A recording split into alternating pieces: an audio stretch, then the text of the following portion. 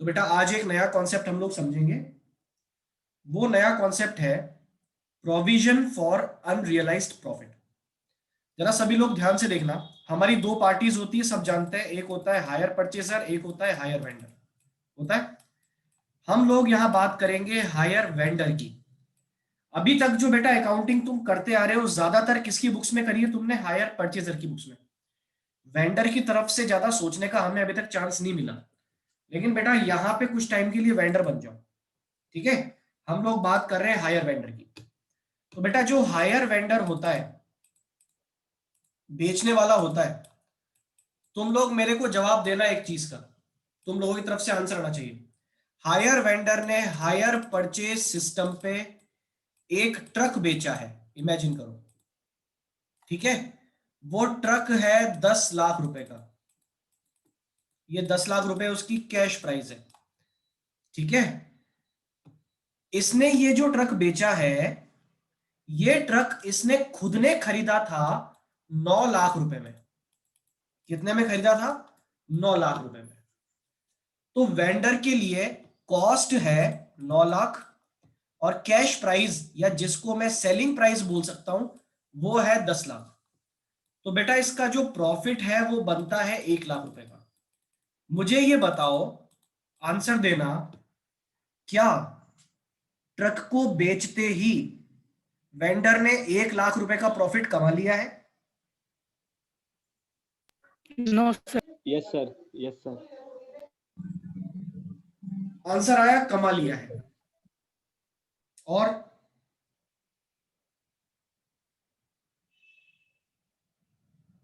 Yes sir. Yes sir. ठीक है, बिल्कुल सही है। कमा लिया है, वो थ्योरेटिकली कमा लिया है। क्यों? क्योंकि तुम लोगों के पास लॉजिक ये है कि सर जब एंट्री करते हैं तब सेल कितने की हुई? तो सर सेल हो गई 10 लाख रुपए की।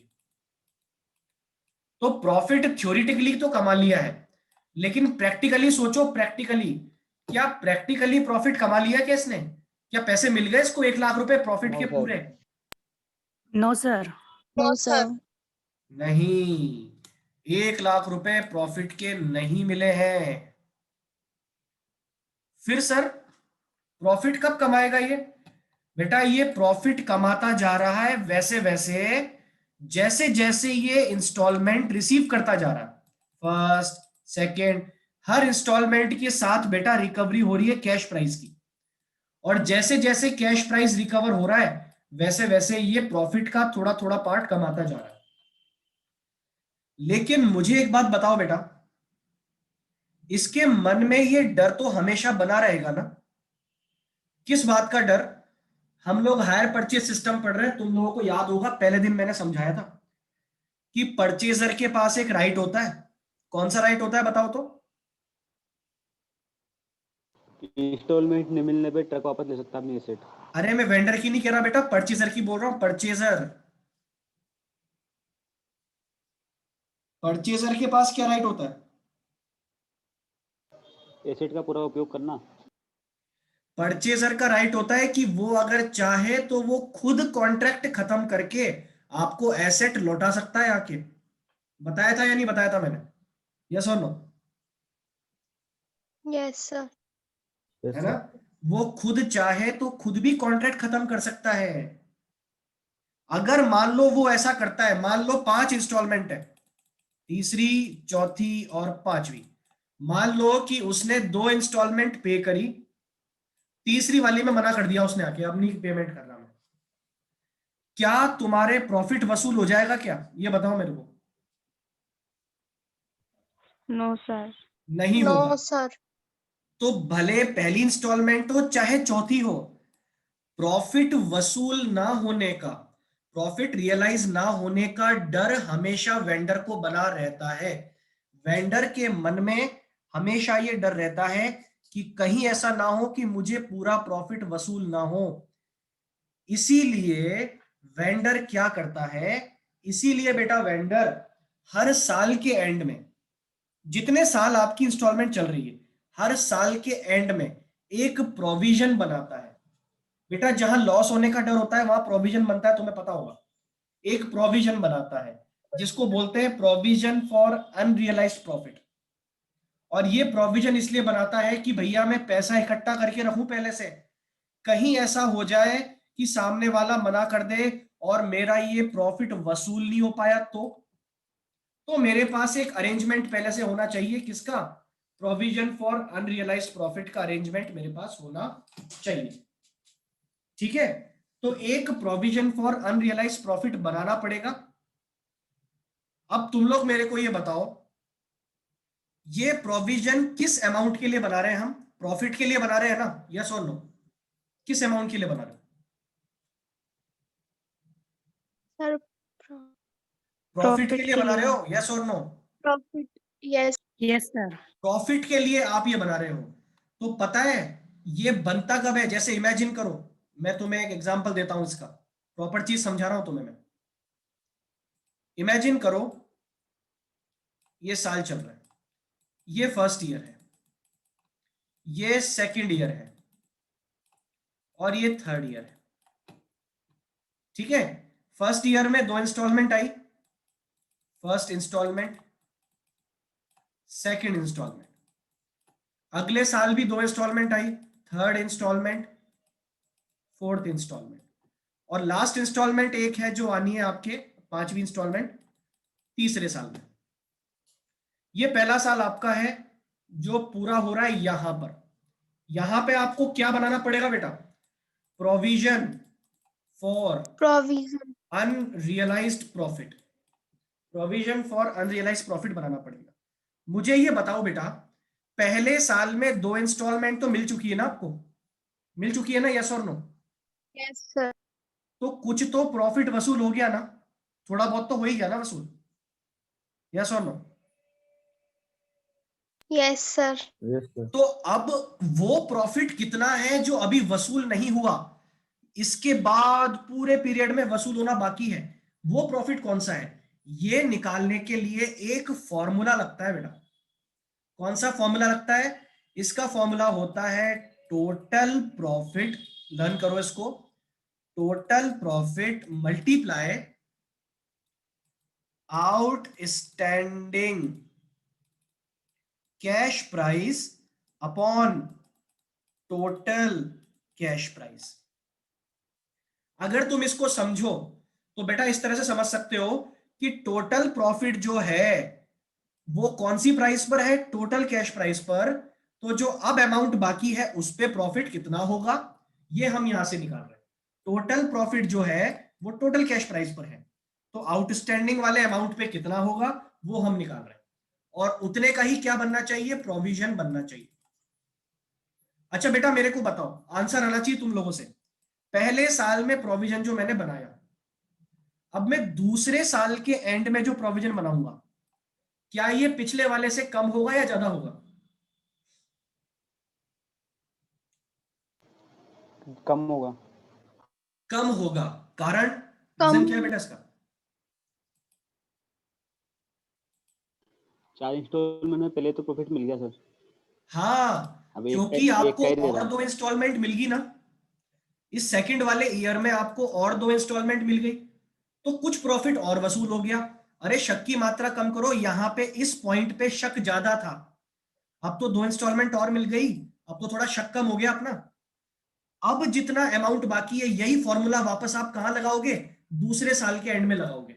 आउटस्टैंडिंग कैश दूसरे साल के। प्राइस, उसके हिसाब से आप प्रॉफिट कितना बाकी चल रहा है वो निकालोगे और उसका क्या बना दोगे? प्रोविजन। ये बिल्कुल वही फंडा है बेटा जो पीबीडी का होता है। किसका होता है? पीबीडी का। मुझे कौन बताएगा? देखते हैं तुम्हारी जनरल नॉलेज कितनी है यहाँ पे। मुझे कौन बताएगा प्रोविजंस कहां से बनते हैं? प्रॉफिट में से। प्रॉफिट में से। और प्रॉफिट कहां पर होता है?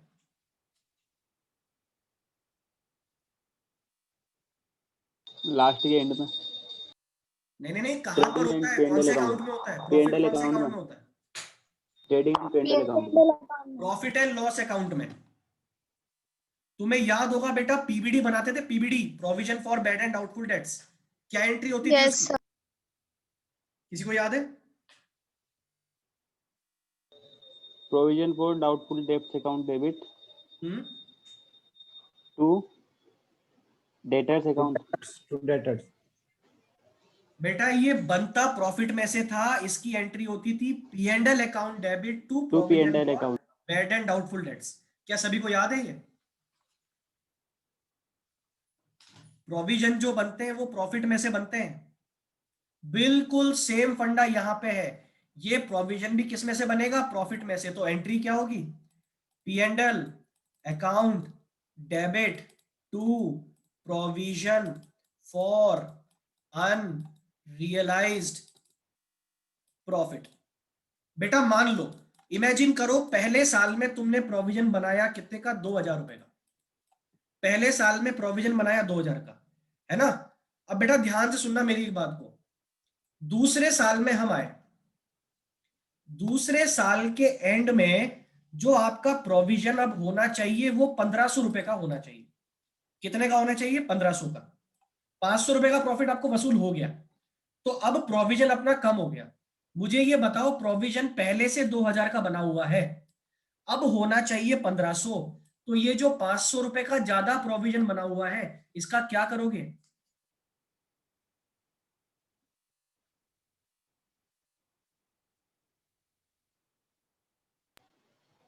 अरे इसको वापस डाल दोगे प्रॉफिट में पी से एंड लेस एल कर अकाउंट देंगे। में और एंट्री हो जाएगी P&L रिवर्स। account. क्या एंट्री हो जाएगी? Provision for unrealised profit account debit to P and L account, वापस डाल दोगे। अरे तुमने देखा होगा ना, सबने देखा है नहीं देखा? बताओ मेरे को। पीबीडी बनता है, पीबीडी परसेंटेज से बनता है ना, 2% पीबीडी। Yes, sir. ऐसा बोला तो किस पे बनाते थे? डेटर्स पे। अब एक साल 2% बनाया, वो 1000 है मान लो। अगले साल वापस 2% पे बनाया, तो अगले साल 2% पे जो आपने बनाया वो आया 800। अच्छा मेरे को ये बताओ, अगले साल जो आप पीबीडी बनाते हो, इसका मतलब ये होता है क्या कि 800 रुपए से और बना रहे, या फिर इसका मतलब ये होता है कि 800 रुपए पीबीडी होना चाहिए? क्या मतलब होता है इसका? 800 से और बना रहे। गलत आंसर। इसका मतलब ये होता है कि पीबीडी होना चाहिए 800। डेटर्स का 2% बनता है। हमको डेटर्स पे शक है 2% के बराबर पैसा डूबने का, तो 2% के बराबर बनना चाहिए, वही यहां पे था। लेकिन पहले से आपका पीबीडी बना हुआ है 1000, आपके पीबीडी में पहले से पैसा पड़ा हुआ है 1000, अब होना चाहिए 800। तो 200 रुपए जो ज्यादा पड़े हैं वो वापस कहां डाल दोगे? जहां से निकाले थे, मतलब पी एंड एल अकाउंट में। क्या P&L account. मेरी बात समझ में आ रही है? यस और no? Yes, sir. Yes, sir.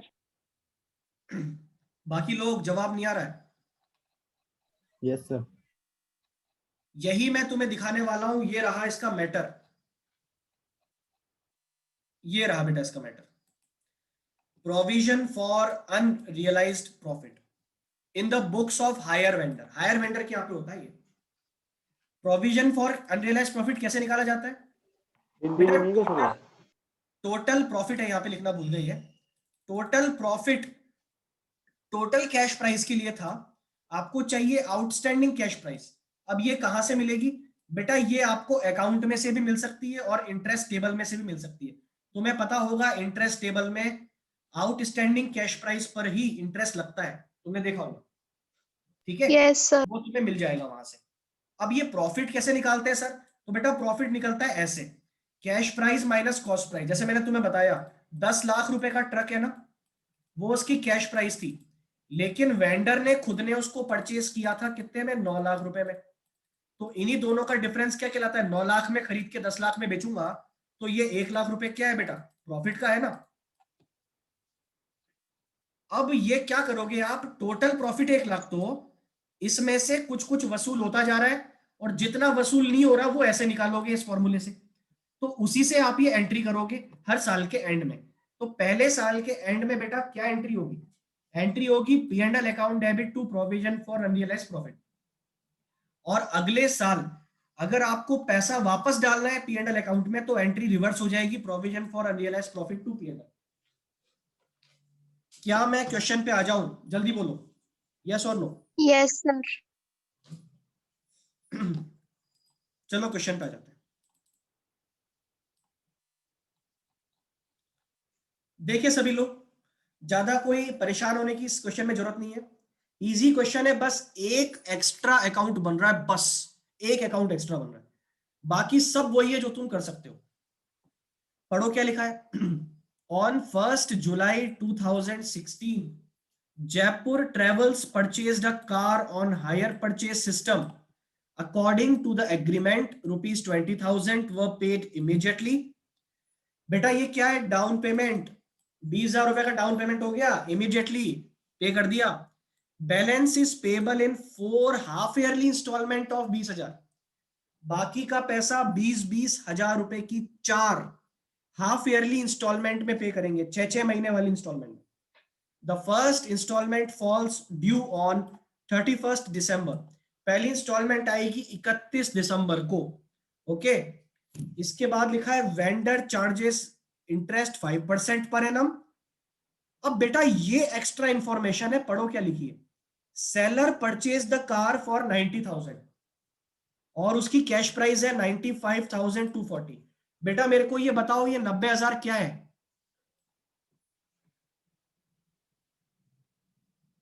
Cost value seller की। बिल्कुल, ये कॉस्ट है। सेलर ने खुद ने कार खरीदी थी 90,000 में, खुद ने, और उसको वो बेच रहा है 95,240 में।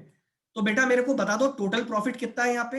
5,240, 5,240। क्या मैं सही बोल रहा हूं? Total profit. Yes, sir. ठीक है, तो अब हमें करना क्या है, जरा पढ़ के देख लो इस क्वेश्चन में क्या करना है।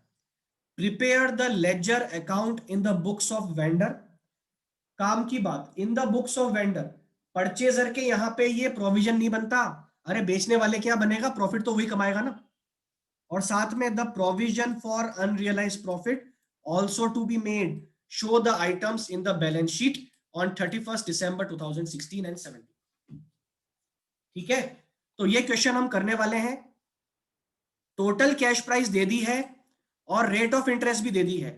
मुझे बताओ जरा, टोटल कैश प्राइस है 95,240 और रेट ऑफ इंटरेस्ट है 5%। ये कौन सी कंडीशन है इंटरेस्ट निकालने की, जल्दी बता दो।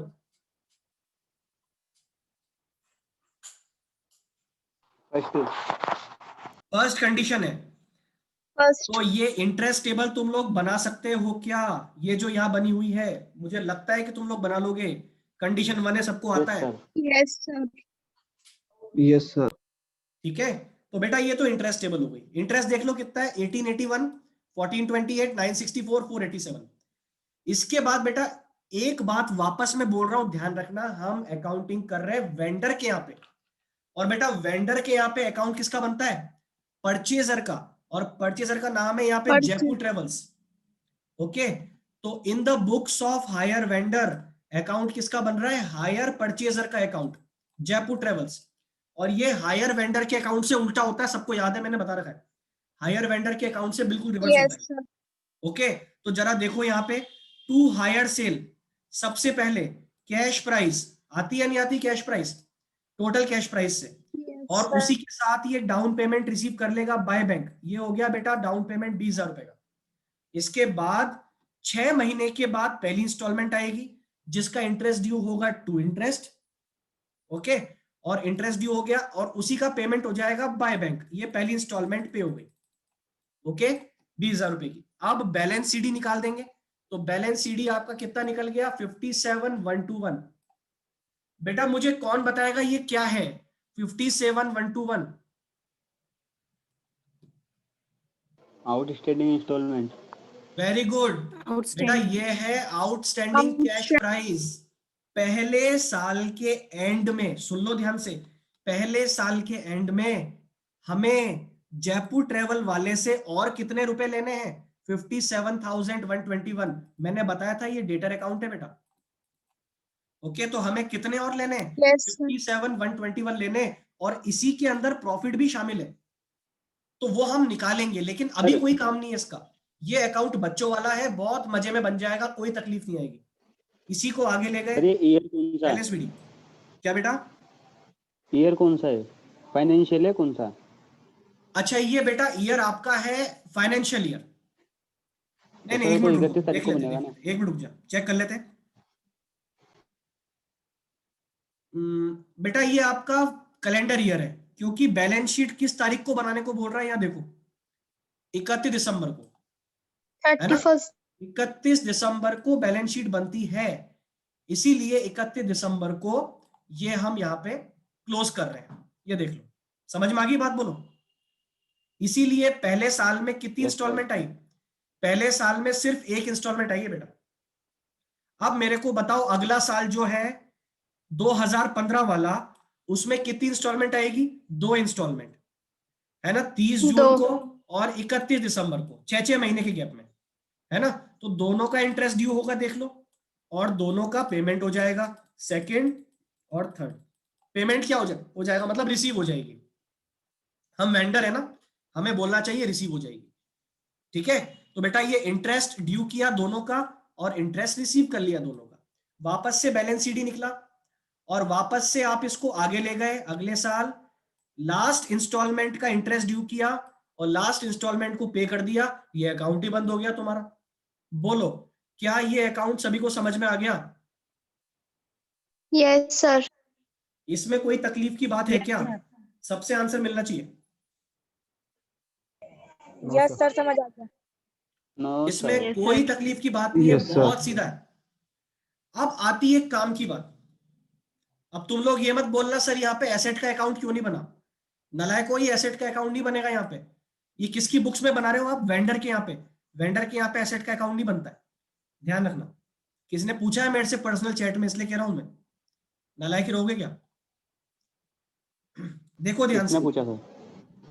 पूछा है, नाम नहीं लूंगा मैं। प्रोविजन फॉर अनरियलाइज प्रॉफिट, ये है हाईलाइट इस क्वेश्चन की, मेन पिक्चर। ये समझना है बेटा हमको, और ये बिल्कुल सेम पीवीडी अकाउंट जैसा है। अब मैं तुम्हें बता रहा हूं ये बनेगा कैसे। बेटा मेरे को बताओ टोटल कितने साल यहां पे इन्वॉल्व हो रहे हैं, मेरे को ये बताओ। टोटल हिसाब किताब कितने साल में निपट रहा है? 3 साल में। 3 3 साल। years. लेकिन मुझे प्रोविजन कितने साल में बनाना पड़ेगा? 3 में या 2 में? 2 साल में।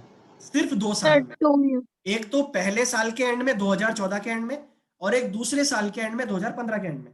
तीसरे साल में तो अकाउंट ही पूरा हो गया, आधे साल में आउटस्टैंडिंग कुछ है नहीं, प्रॉफिट कमा लिया पूरा आपने। तो तीसरे साल में कुछ नहीं करना है। प्रोविजन जो आपको बनाना है वो बनाना है 2014 के एंड में। सवाल ये उठता है 2014 के एंड में प्रोविजन कितना बनेगा। इसके लिए अगर तुम्हें फॉर्मूला याद हो तो बेटा फॉर्मूला मैंने बताया था, टोटल प्रॉफिट क्या था? Total profit multiply outstanding cash price upon total cash price. Total cash.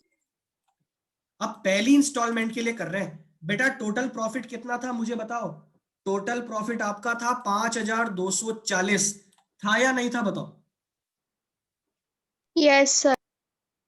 था। 5240 का आपका टोटल प्रॉफिट था, multiply outstanding cash price.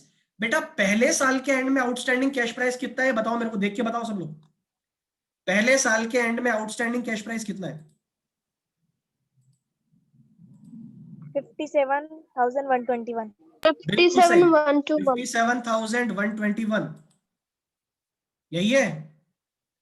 Pankaj का कैमरा ऑन है, सब दिख रहा है बेटा, ध्यान कहाँ है? और देख मोबाइल की तरफ नहीं रहा, पता नहीं कहाँ देख रहा है।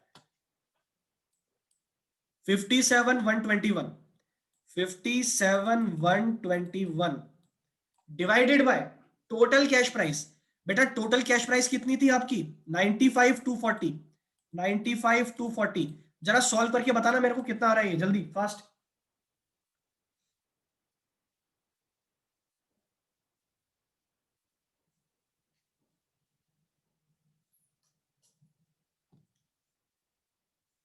Sir, 3,142.7. 3,142, 3 कर दूं इसको, यही आ रहा है क्या? 3,143, बिल्कुल यही आ रहा है। Yes, sir. 3,143। बेटा ये पहले साल का है।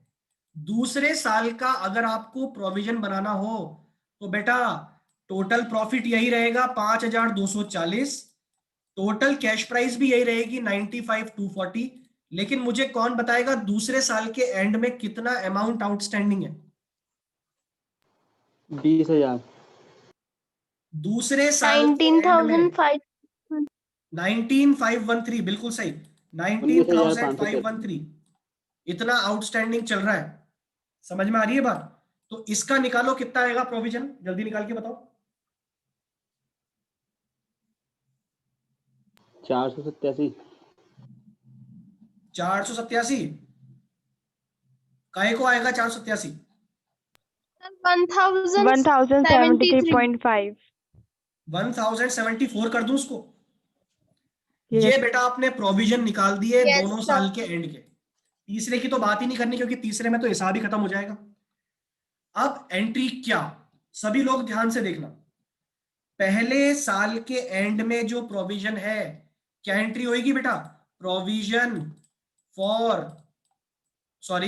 P&L account debit to provision for unrealised profit, यही होगी। तो अकाउंट हम बना Yes. रहे हैं प्रोविजन फॉर अनरियलाइज्ड प्रॉफिट का, उसके क्रेडिट में आएगा बेटा बाय P&L। ये देखो आ गया यहाँ पे प्रोविजन बन गया 3,143 का, और ये हमने कहां से निकाला है? ये हमने यहां से निकाला है। ये दिख गया होगा सभी को। पहले साल के एंड में इस तरह से प्रोविजन निकाला हमने, ये प्रोविजन बन गया। मुझे बताओ पहले साल के एंड का काम पूरा हो गया ना? यस और नो? Yes, sir. और प्रोविजन एक लाइबिलिटी होती है, तो इसका अकाउंट बंद किससे होगा? बैलेंस सीडी से। तो इसका अकाउंट आपने बंद कर दिया बैलेंस सीडी, ओके। और ये सीडी को अब आप आगे ले गए, वो हो गया बैलेंस बीडी 3,143। अब ध्यान से देखना, दूसरे साल में प्रोविजन कितना है? 1,074। मुझे ये आंसर दो तुम लोग, मैं वापस पूछ रहा हूं, क्या इसका मतलब ये है कि इतना प्रोविजन मुझे और बनाना चाहिए? पहले का जो बना हुआ है वो तो है ही सही, इतने का और बनाना चाहिए, क्या ये मतलब है नो इसका? सर, नहीं, पहले वाले को लेस इसका करके मतलब बनाना। ये है कि प्रोविजन अब स्टैंड करता है 1074 पे, अब प्रोविजन होना चाहिए 1074 का। सर ये इतना इसीलिए ही आप होना. अब दिखाओगे बैलेंस सीडी में प्रोविजन मेरा अब होना चाहिए 1074, है बना हुआ कितना? 3,143, होना चाहिए 1074। तो बेटा जो ज्यादा बना हुआ है वो डाल दोगे कहां पर? वापस से P&L अकाउंट में, ये बैलेंसिंग फिगर से P&L. एंट्री क्या हो गई? Provision for unrealised profit to P&L, reverse entry आपने डाल दिया इसको P&L में। क्या मेरी बात सभी को समझ में आ रही है? यस और no? Yes, sir. Yes, sir. Yes, अब sir. बेटा इसका बैलेंस सीडी आपका 1074 है, इसी को आगे लेके जाओगे बाय बैलेंस बीडी, कितना हो गया? 1074। अब 2016 जब खत्म होगा, सुन लेना ध्यान से, 2016 जब खत्म होगा, क्या अभी भी कोई शक की गुंजाइश बची है क्या सामने वाले पे? ये बताओ। अरे दे दिया ना पैसा पूरा हाँ, उसने, सर. जान हो गई क्या उसकी? कोई शक की गुंजाइश नहीं है, पूरा प्रॉफिट वसूल हो चुका है। तो मेरे को ये जवाब दो, क्या ये प्रोविजन बेकार हो गया? अब ये पैसा जो पड़ा है किसी काम का है क्या? ये नहीं। No, sir. तो इसको अब पूरे को ही कहाँ डाल दोगे? P&L में डाल दोगे, काम ही खत्म हो गया। 25,000 P&L. अब प्रोविजन क्यों रहेगा? काम खत्म हो गया, टू P&L। बोलो क्या ये अकाउंट समझ में आया सभी को? Yes, sir. Yes, sir. Yes, sir. मैं एक बार फिर रिपीट कर रहा हूं बेटा, सुन लो। प्रोविजन बनाया पहले साल का, बैलेंस सीडी कर दिया, क्योंकि पहले साल के एंड में इतना ही बना होना चाहिए, इसीलिए बैलेंस सीडी में यही आया। फिर आपने उसको आगे ले गए। अब दूसरे साल में क्या मुझे प्रोविजन और बनाने की जरूरत है क्या? नहीं, जो बना हुआ है उसी में से कम कर दो, क्योंकि होना चाहिए सिर्फ 1074, तो सीडी में सिर्फ इतना होना चाहिए। तो जो बाकी पैसा फालतू आपने बना रखा है उसको डाल दो, वापस जहां निकाला था, तो वापस डाल दिया P&L में। सीडी आगे गया, तीसरे साल में तो ये अमाउंट भी बेकार हो गया क्योंकि हिसाब खत्म हो गया, तो ये हो गया टू P&L। बोलो बच्चों फाइनली, क्या प्रोविजन फॉर अनरियलाइज्ड प्रॉफिट का हिसाब समझ में आ गया सबको? Yes, Yes, sir. sir. Yes, sir. Okay बेटा, तो ये एक बहुत इंपॉर्टेंट क्वेश्चन है, मार्क कर लो मेरे वर्ड को। पेपर में अगर आ जाए तो कोई इसमें आश्चर्य की बात नहीं होगी, ये लिख लेना तुम लोग, एग्जाम में डेफिनेटली आ सकता है ये क्वेश्चन, डेफिनेटली। Yes sir. ठीक है, और ये बेटा इसका वर्किंग नोट है, दोनों निकाल के बताए हैं हमने। इसके बाद बेटा इंटरेस्ट अकाउंट है, जो बहुत इजी है, तुम लोग मस्ती मस्ती में बना सकते हो, कोई तकलीफ की बात नहीं है। और ये बेटा Yes, वो sir. चीज है जो मैंने तुम्हें बताई है ना, क्या है ये, प्रोविजन फॉर अनरियलाइज्ड प्रॉफिट की थ्योरी। हिंदी में नहीं है क्या? क्या बोल रहा है? हिंदी में नहीं है क्या? हिंदी में नहीं है बेटा, ये होगा तो मैं सेंड कर दूंगा अभी, है ना, मैं ढूंढना पड़ेगा, वो तुम्हारी बुक में होगा वैसे तो लिखा हुआ, जिनके पास बुक है देख सकते हैं, है ना, फिर भी ट्राई करना, आ जाएगा, कोई बड़ी बात नहीं है ना। मतलब मैंने समझा दिया है, रिकॉर्डिंग तुम्हारे पास अवेलेबल है, 2 बार सुनो 3 बार सुनो, क्या दिक्कत है तुम्हें, है ना। हिंदी चलो की बेटा, नहीं है सर मेरे ठीक है, पास बुक। सफिशिएंट है आज के लिए। अब सर। 2 क्वेश्चन बचे इस चैप्टर के बस, वो हम करेंगे कल और परसों, फिर ये चैप्टर खत्म। फिर 2 क्वेश्चन बचेंगे आपके, अगला चैप्टर है जिसमें टोटली 4 क्वेश्चन है बस, जिनमें से मैं 2 करवाऊंगा, वो है आपका इंस्टॉलमेंट पेमेंट सिस्टम। तो कुल मिला के आज 5 तारीख है, तो हम ये मान सकते हैं कि 10 तारीख तक या 11 तारीख तक आपके यूनिट नंबर 5 बिल्कुल खत्म, और इसके बाद हम स्टार्ट करेंगे ब्रांच अकाउंट। और ब्रांच अकाउंट स्टार्ट करते ही जैसे ब्रांच खत्म हो जाएगा, वैसे ही आपकी यूनिट नंबर 4 भी खत्म। उसके बाद हम चैप्टर उठाएंगे आपके फाइनेंशियल स्टेटमेंट, जैसे ही वो पूरा होगा, छोटा सा चैप्टर है, यूनिट नंबर 3 भी खत्म, उसमें से इंश्योरेंस क्लेम हम पढ़ चुके हैं। यूनिट नंबर 4 में ऑलरेडी सब खत्म हो चुका है, एक ही चैप्टर बाकी है, रिडेम्पशन ऑफ डिबेंचर, जो मैं सबसे एंड में पढ़ाऊंगा। फिर हम आएंगे यूनिट नंबर 1 पे, issue of share, issue of debenture वगैरह। ठीक है, चलिए, तो आज के लिए बहुत है बच्चों। सर ओके बोल। Sir, thank you sir. Sir हाँ बोल बेटा, क्या कह रहा है? परसों ऑफलाइन का आना, तलवंडी के गुमानपुरा। बेटा स्टार्टिंग में अभी तलवंडी आना पड़ेगा आपको, गुमानपुरा का डिसीजन आ जाएगा 15 तारीख को, लेकिन मैंने 7 तारीख का वादा किया हुआ है, तो 7 तारीख को मैं कोशिश कर रहा हूँ, अगर तुम लोग पॉसिबल हो सके तलवंडी आ जाओगे। आ जाएंगे सर, आ जाएंगे। तलवंडी आ जाओगे तो सर मैं अकाउंट पढ़ाऊंगा। स्टेट वगैरह मैं कोशिश कर रहा हूँ स्टेट्स की भी हो जाए शुरू, मैं ट्राई कर रहा हूँ बेटा, है ना। टाइम सुबह का ही रहेगा ना? नहीं, टाइम बेटा सुबह का नहीं रहेगा, टाइम आपका रहेगा दिन में 4 से 6, है ना, कुछ इस तरह का टाइम रहेगा। घंटे पढ़ाओगे क्या? नहीं नहीं, अकाउंट स्टेट दोनों, ठीक है। चलो बच्चों, सर बहुत है 7 से कंफर्म खुल जाएगी कोचिंग? बेटा, मैं बता दूंगा, जो भी होगा मैं सर्कुलेट कर दूंगा ग्रुप में, है ना। चलिए, ओके परसों सर। से अप्लाई करेंगे।